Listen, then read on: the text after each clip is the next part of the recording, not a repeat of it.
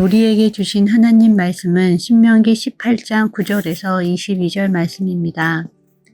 내 하나님 여호와께서 내게 주시는 땅에 들어가거든 너는 그 민족들의 가증한 행위를 본받지 말 것이니 그의 아들이나 딸을 불 가운데로 지나게 하는 자나 점쟁이나 기륭을 말하는 자나 요술하는 자나 무당이나 진언자나 신적자나 박소나 초혼자를 너희 가운데 용납하지 말라.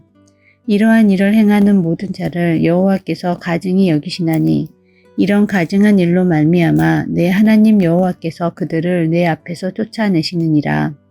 너는 내 하나님 여호와 앞에서 완전하라. 내가 쫓아낼 이 민족들은 기륭을 말하는 자나 점쟁이의 말을 듣거니와 내게는 내 하나님 여호와께서 이러한 일을 용납하지 아니하시느니라.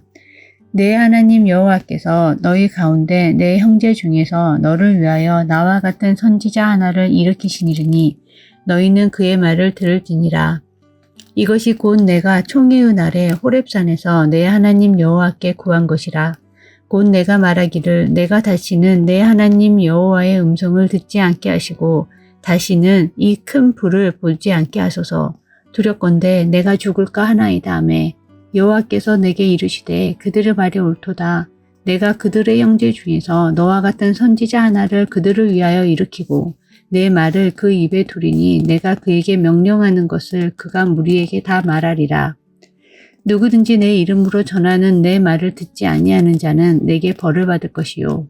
만일 어떤 선지자가 내가 전하라고 명령하지 아니한 말을 제 마음대로 내 이름으로 전하든지 다른 신들의 이름으로 말하면 그 선지자는 죽임을 당하리라 하셨느니라. 내가 마음속으로 이르기를 그 말이 여호와께서 이르신 말씀인지 우리가 어떻게 알리요 하리라. 만일 선지자가 있어 여호와의 이름으로 말한 일에 중음도 없고 성취함도 없으면 이는 여호와께서 말씀하신 것이 아니요 그 선지자가 제 마음대로 한 말이니 너는 그를 두려워하지 말지니라. 아멘. 하나님은 자기 백성이 어떻게 살기를 바라실까요? 13절입니다. 너는 내 하나님 여호와 앞에서 완전하라. 완전하기를 바라십니다. 이때의 완전함은 도덕적인 정직함이 아닙니다. 관계적인 신실함입니다. 누구와의 관계에서 신실함일까요? 하나님과의 관계에서의 신실함입니다. 언약을 맺은 하나님께 절대적인 충성을 드리는 것입니다. 하나님을 믿는 바대로 행하는 것, 하나님이 바라시는 완전함입니다. 어떻게 사는 것이 믿는 자답게 사는 것일까요? 어떻게 살 때 하나님께서 완전하다고 칭찬하실까요? 첫째, 하나님의 백성은 가증한 이방 종교를 본받지 않아야 합니다. 9절 세 번역입니다. 당신들은 주 당신들의 하나님이 당신들에게 주시는 땅에 들어가거든 그곳에 사는 민족들이 하는 역겨운 일들을 본받지 마십시오. 가나안 사람들이 행한 역겨운 일들은 무엇입니까? 두 가지가 있습니다. 첫 번째는 인신제사를 드리는 것입니다. 그들의 자녀를 불 가운데로 지나가게 했다고 하는데요. 두 가지 추측이 가능합니다.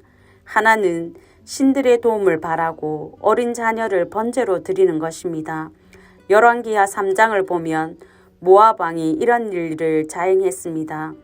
이스라엘과 전쟁할 때 불리하자 승리를 위해 자신의 뒤를 이어 왕이 될 장자를 죽여서 번제로 드렸습니다. 다른 하나는 점괘를 위해서 아이를 죽이지 않고 불 사이로 지나가게 하는 것입니다. 번제로 드렸는지 불 가운데로 지나가게 했는지 정확하게 알 수 없습니다만 둘 다 끔찍한 일입니다. 잔혹한 일입니다. 두 번째는 주술적인 힘을 빌리는 것입니다. 진언자는 주문을 외우는 자입니다. 모압 왕 발락이 발람을 의지한 것처럼 가나안에서 신접한 자들의 권위와 영향력은 대단했습니다. 고대 바벨론에서는 점술이 발달했는데요. 희생제물로 바쳐진 양의 간장을 보고 신의 뜻을 파악했습니다. 점성술은 국가가 시행했다면 간장 관찰법은 일반인도 시행할 수 있었는데요. 그들은 점술을 통해 신들의 계시나 마음을 예측했습니다. 가나안 사람들은 미래에 일어날 일을 알고 기흉을 점치기 위해 점쟁이들의 말을 따라 살았습니다. 하나님은 이 모든 일을 엄격히 금하십니다. 하나님은 무당이나 접신술이나 주문과 같은 종교적 행위를 가증히 여기십니다. 역겨워하십니다. 하나님은 이스라엘이 이런 자들을 접하는 것을 싫어합니다. 절대로 접해서는 안 되고 본받아서도 안 됩니다. 하나님이 이스라엘에게 가나안 땅을 주신 이유를 생각해 보십시오. 12절 세번역입니다. 주 당신들의 하나님은 이런 역겨운 일 때문에 당신들 앞에서 그들을 몰아내시는 것입니다.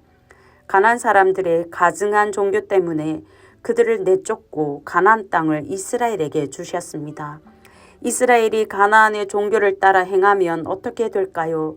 이스라엘도 쫓겨날 것입니다. 이방 종교를 본받는 것을 하나님은 결코 용납하지 않으실 것입니다. 이방 종교는 하나님을 만나는 통로가 아닙니다. 우상숭배입니다. 우상숭배를 통해서는 하나님을 만날 수 없습니다. 하나님의 뜻을 알 수도 없습니다. 하나님과 신실한 관계를 맺을 수도 없습니다. 하나님 앞에서 완전할 수 없습니다. 성도 여러분, 이방 종교의 풍습을 따르는 것은 불충입니다. 불완전입니다. 신실하지 못한 것입니다.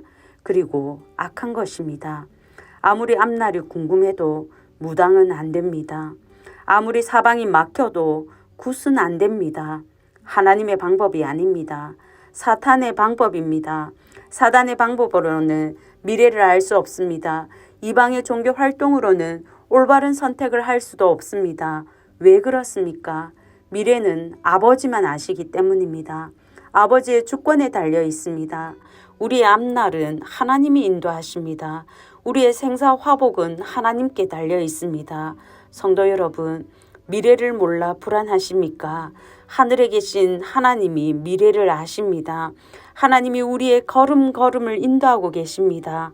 모든 미신과 종교 혼합주의는 이름도 부르지 않는 서문의 가족들 되시길 바랍니다. 오직 마음과 뜻과 힘을 다해 신실하게 하나님을 바라봄으로 완전함을 이루시는 저와 성도님들 되시길 바랍니다. 둘째로, 믿는 자답게 살기 위해서는 말씀이 필요합니다. 하나님의 말씀은 누구를 통해 주십니까? 18절입니다. 내가 그들의 형제 중에서 너와 같은 선지자 하나를 그들을 위하여 일으키고 내 말을 그 입에 두리니 내가 그에게 명령한 것을 그가 무리에게 다 말하리라. 하나님은 선지자를 통해 말씀을 주십니다. 선지자는 하나님과 교통할 수 있는 유일한 통로인데요. 하나님은 모세와 같은 선지자를 일으키시겠다고, 그를 통해 말씀을 주시겠다고 약속하십니다. 하나님께서 선지자를 주신 배경은 출애굽 19장에 나오는데요. 십계명을 받던 날에 하나님께서 불 가운데, 구름 가운데, 흑암 가운데 큰 음성으로 말씀하셨습니다. 이러한 하나님의 현현에 압도된 백성이 요청합니다. 죽을까 두렵다고 하나님께 중보자를 요청했습니다. 중보자를 세워서 자신들이 직접 음성을 듣거나 큰 불을 보지 않게 해달라고 요청했습니다. 하나님께서 백성들의 요청을 듣고 주신 최초의 선지자가 모세입니다. 이날부터 하나님은 모세를 통해 말씀하셨습니다. 하지만 모세는 곧 죽게 될 것입니다. 모세가 죽어도 하나님의 말씀은 계속 전달되어야 하겠지요. 그래서 하나님은 모세와 같은 선지자를 주시겠다고 하셨습니다. 모세는 모든 선지자의 원형이요 본보기입니다. 선지자의 완성은 예수 그리스도입니다. 예수님은 자기 마음대로 말한 적이 한 번도 없습니다. 요한복음 12장 49절 50절입니다. 내가 내 자의로 말한 것이 아니요 나를 보내신 아버지께서 내게 말씀하신 그대로니라 하시니라. 예수님은 아버지께서 말씀하여 주신 대로 말씀하셨습니다. 하나님이 보내신 선지자가 말할 때 백성은 어떻게 해야 할까요? 들어야 합니다. 선지자의 말을 듣지 않는 것은 하나님의 말씀을 듣지 않는 것과 같습니다. 왜입니까? 선지자가 전하는 것은 하나님의 말씀이기 때문입니다. 하나님은 하나님의 말씀을 듣지 않는 자에게 벌을 받을 것이라고 경고하십니다. 이 말은 선지자가 전하는 하나님의 말씀을 반드시 들으라는 뜻입니다. 성도 여러분, 설교를 들을 때, 부모님을 통해 말씀을 들을 때 하나님의 말씀으로 받으려면 어떻게 해야 할까요? 사람의 말로 받으면 안 됩니다. 하나님의 말씀으로 받아야 합니다. 사람의 말이 아니라 하나님의 말씀으로 받아 말씀의 은혜를 누리시는 저와 성도님들 되시길 바랍니다. 그러면 선지자가 전하는 말은 무조건 다 들어야 할까요? 아닙니다. 참 선지자의 말은 무조건 다 들어야 합니다. 하지만 이 땅에는 참 선지자만 있지 않습니다. 거짓 선지자가 있습니다. 거짓 선지자의 말은 들어서는 안 됩니다. 우리는 선지자의 말이 하나님의 말씀인지 어떻게 할까요? 참 선지자와 거짓 선지자는 어떻게 구별할까요? 첫 번째로 참 선지자는 하나님의 이름으로 하나님께 받은 말씀을 전합니다. 거짓 선지자는 하나님이 주시지 않은 말씀을 하나님의 이름으로 선포합니다. 그리고 다른 신들의 이름으로 예언하는 자들입니다. 두 번째로 참 선지자가 전한 말씀은 반드시 성취됩니다. 거짓 선지자가 전한 말씀은 이루어지지 않습니다. 성경에는 참 선지자와 거짓 선지자가 대립하는 장면이 종종 나옵니다. 열왕기상 22장에는 미가야와 시드기야가 나옵니다. 아합이 여호사밧과 함께 시리아를 치려고 할 때 그가 후원하던 선지자들은 승리의 신탁을 말했습니다. 미가야는 아닙니다.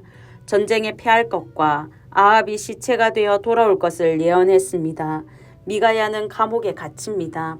시드기야는 아합이 아람 사람을 찔러 진멸할 것이라고 올라가 승리를 얻으라고 말합니다. 두 사람 다 하나님의 이름으로 예언했는데요. 실현된 것은 미가야의 예언입니다.